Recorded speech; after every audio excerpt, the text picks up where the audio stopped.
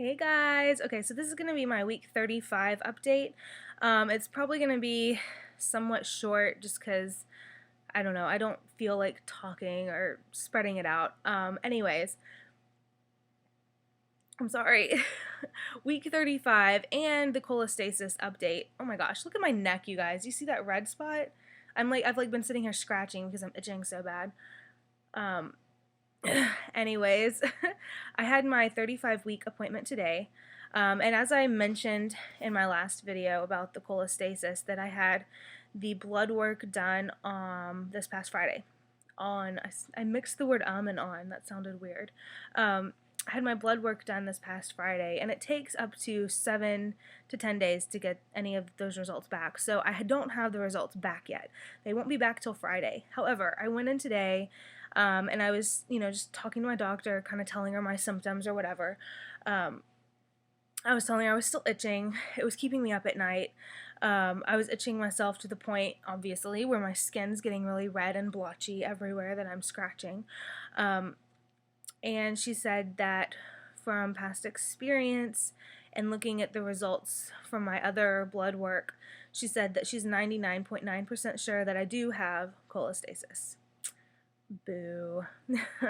So she said even if a lot of times the blood work for the bile test can come back negative, like it can look totally normal, but that doesn't mean that I don't have it. So she said that she's going to go ahead and just diagnose me with cholestasis anyway, because there's no other reason I could possibly be itching.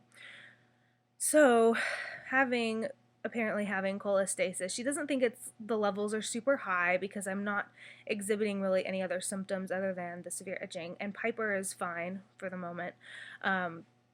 But she wants me to go back next week at 36 weeks, and I'm going to have an ultrasound, and then she's going to stretch my cervix and do a membrane sweep. And she said hopefully that will help induce labor, help things along by my week 37 appointment.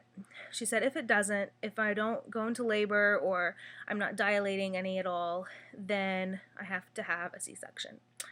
So basically she's going to do what she can to get labor started, but because I'm still early and baby's not quite ready to come yet, but it's also imperative to get baby out as soon as possible because of the cholestasis, because it's dangerous for her to be in there past 37 weeks. So it's looking like it very well might be a C-section, but I don't know. I don't know. All I can do is pray that things turn out okay. I told her that if I do have to have a C-section, I'm not completely opposed to it if that's what's medically necessary for the health of my child. But I still really want to try the VBAC. I just don't want another C-section. It's not something I had planned on. Other than that, I'm still itching like crazy. I'm still up at night and, still not feeling too awesome with that. Other than the itching, however, I feel pretty good. Like, I don't feel super terrible or anything like that. So, I mean, I'm sorry, y'all, my hair's driving me crazy. So other than that, it's not that bad other than the itching. But yeah, I kind of didn't expect her to say that I would have cholestasis. I thought she would for sure wait for the results to come back, but she said she's pretty sure the results will come back positive. So, I don't know, we'll see how it goes. And she also thinks that Piper is a big baby. She thinks she's already almost a six pounder. I don't know, she said probably a 6-pounder. She is head down, so she's in the go position. I don't know, everything looked good other than the fact that I have cholestasis, so I don't know. And I can't stand this itching anymore, so that's really driving me nuts too. I've literally rubbed a lot of places on myself completely raw because in my sleep I'm not aware of it, and if I'm itching in my sleep I'll just scratch it and not even know it. So I'll wake up and I'll have all these scratches and raw spots on me. Sucks.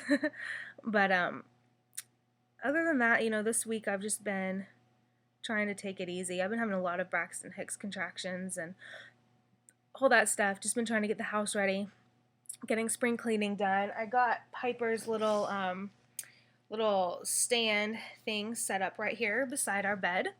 It's got her cloth diapers and everything in it, so I will go through and show you guys that. I've got her hospital bag packed. I need to get my hospital bag packed, but I have to borrow a duffel bag or something from somebody because all I have are like these really huge, like, we're going away for 2 weeks suitcases. And then I have these really teeny tiny little zipper bags that won't hold anything. So I have to borrow a duffel bag or go buy one. So that's the only reason my bags are not packed. But she also said, okay, I'm kind of backtracking again. My doctor also said that if the results come back Friday and if my bile, the bile in my blood or whatever is super, super high, she said she's going to call me and I'm going to go in for a C-section right away.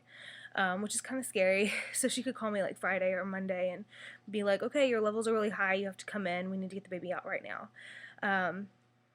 So I don't know what's going to happen. I'll definitely keep you guys updated, and I'm definitely going to film the delivery and all that stuff, C-section or not. I'm going to film it. I'm determined. I didn't film anything with my daughter, with Zoe. I didn't film anything. I think I have maybe 1 minute of like actual video footage of the hospital, and I have maybe like 30-40 pictures.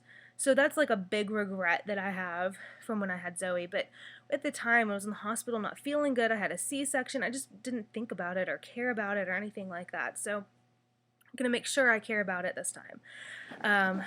But anyway, that's really about it, you guys. That's the update on the cholestasis. For those of you who don't know or understand what cholestasis is, because a lot of you are asking me, it's basically a condition during pregnancy when your liver stops functioning properly. It still functions, but it's not functioning properly, and it's not filtering out a lot of the bile that would normally go into your intestine. So what happens is that extra bile that isn't being filtered out turns into the bile salts, and the bile salts get into your bloodstream and they float to the surface of your skin, and thus resulting in itching all over your body. And it's dangerous for baby because those bile salts can get in the amniotic fluid and they can ingest it, and that's toxic. That's like toxic waste. You know, that's stuff we would normally excrete. It's really gross. I know it is gross, but that's stuff we normally excrete. So if the levels are high, that's not good. That's not good for Piper, and it's not good for me, and it's just best to get her out. So, but at this point, it's still like a we don't really know kind of deal.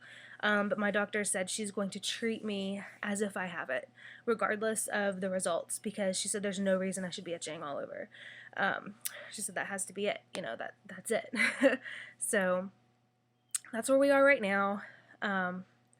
Yeah, but I'll keep you guys updated. I'm going to go ahead and go. My daughter is supposed to be napping, but she's not, so I have to go try to get her down for a nap before we have to leave. So I'll talk to you guys later. Hope you guys are all doing wonderful. Thank you so much for all the prayers and well wishes and everything on my last video. I really appreciate it. I am still really worried about it and nervous about it and all that stuff, but I also am glad that my doctor is super knowledgeable about cholestasis and she understands what it is, and I'm going to get treated for it and everything should be fine. So I'm a little less stressed out about that particular thing. So things are okay. Things are good. You guys' thoughts and prayers worked, so I appreciate it. But I'll talk to you guys later.